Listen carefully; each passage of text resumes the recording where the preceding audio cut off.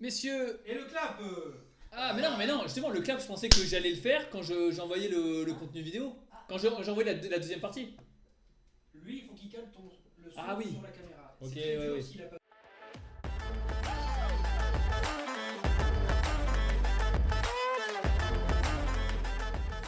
On va faire notre première vidéo sur un sujet assez intéressant qui ne lève pas les foules et je ne comprends pas pourquoi.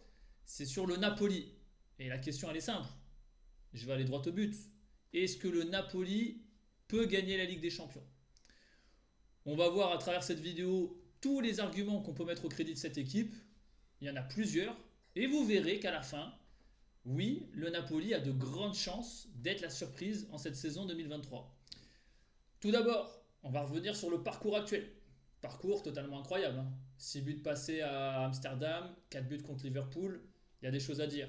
Le deuxième point, c'est le Napoli. Ils n'ont plus aucune compétition à jouer. Le troisième point, c'est la patte Spalletti qui a vraiment instauré une mentalité incroyable dans cette équipe. Et le dernier point, c'est l'effectif. Au-delà du duo Gvara-Osimhen, on va voir que beaucoup de postes sont doublés et qu'ils ont un effectif, certes avec des noms qui ne sont pas renflants, mais avec des joueurs qui peuvent aller au bout dans une grande compétition européenne. Le premier argument, il est là, il est simple, l'état des lieux, le parcours actuel en Ligue des Champions. C'est Liverpool, dernier finaliste de la Ligue des Champions, c'est l'Ajax d'Amsterdam.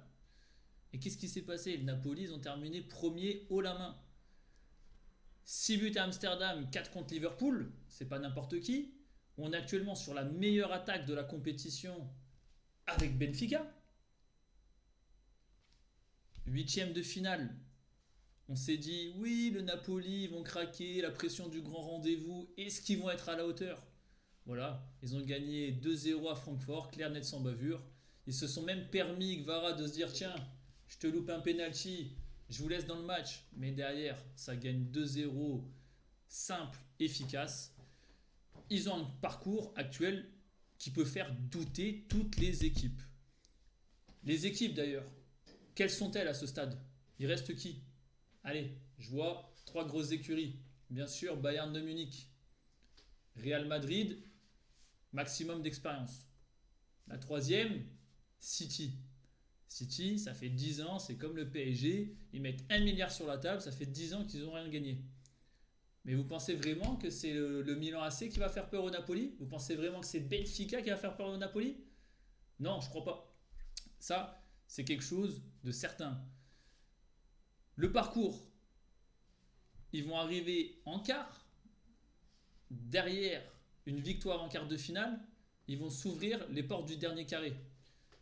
On en vient d'ailleurs. Ces dates, l'enchaînement des matchs. Le point 2, le Napoli n'a plus que la Ligue des Champions en tête.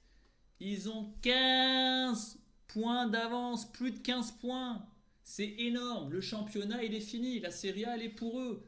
On n'a jamais vu ça en Italie. Quel championnat, même européen, peut dire à ce stade, le champion, il a plus de 15 points d'avance. Ils sont éliminés en coupe. Donc, à ce stade, les joueurs, ils n'ont qu'une seule motivation en tête. Ils se lèvent tous les matins pour se dire, le championnat, il est joué.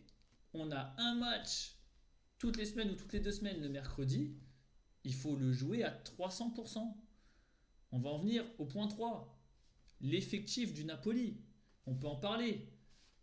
Oui, ils n'ont pas Kylian Mbappé. Ah, c'est sûr, ils n'ont pas Mohamed Salah. Mais regardez tous les postes. On va les prendre à la loupe.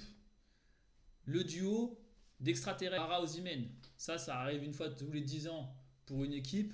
Comme un peu le dernier vainqueur en surprise en Ligue des Champions, l'Inter de Milan, d'avoir un duo Milito-Eto'o qui a fonctionné à merveille. Cette année, c'est la belle étoile un peu du Napoli, c'est cette attaque. Mais derrière, les postes sont doublés. Une blessure, n'importe quoi. On a Lozano en ailier. On a Raspadori recruté 35 millions à Sassuolo. On a Simeone, le fils, qui est plus qu'un super sub, qui a marqué le but décisif quand ils ont joué à Milan contre le Milan AC, qui a marqué encore derrière contre la Roma à la 80e pour donner la victoire.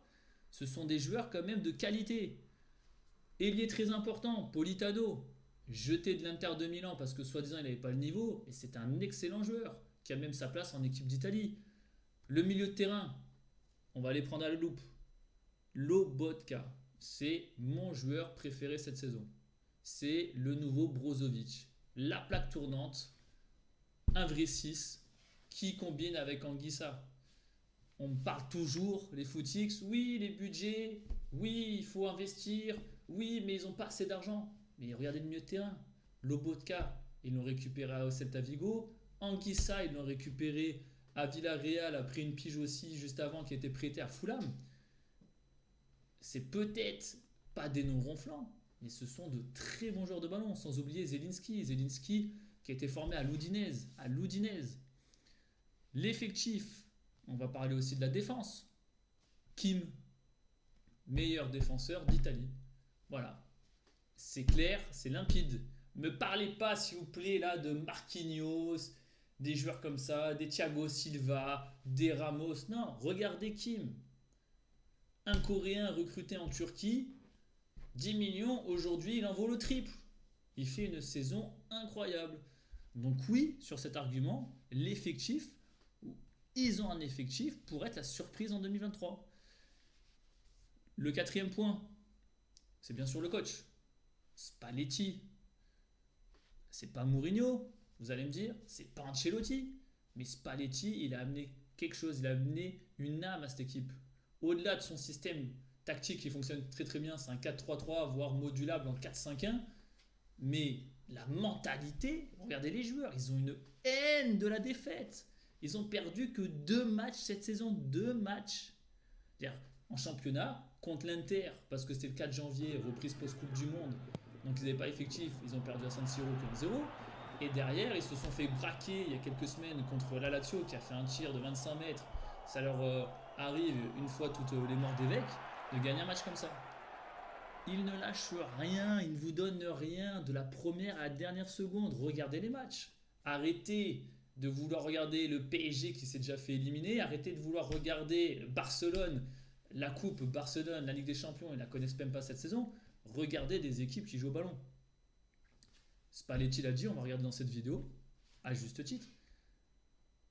C'est une anecdote intéressante. Donc, corner totalement loupé par Gvara, perte de balle contre-attaque de Sassuolo, et derrière, rien que sur cette action en début de match, vous avez 7-8 joueurs qui reviennent pleine balle. Et Spalletti a dit en conférence de presse, je n'ai jamais vu ça en 20 ans d'entraîneur. Voilà, il ne l'a jamais vu. Et il se dit qu'avec un effectif comme ça, une mentalité comme ça, ils peuvent aller au bout. C'est les 4 points les plus importants. Moi, j'ajouterai ma petite patte sur le dernier point. C'est qu'il y a l'étoile Maradona qui est derrière. On a un phénomène géorgien qui est arrivé pour 10 millions, inconnu, Gvara, qui a mis tout le monde d'accord.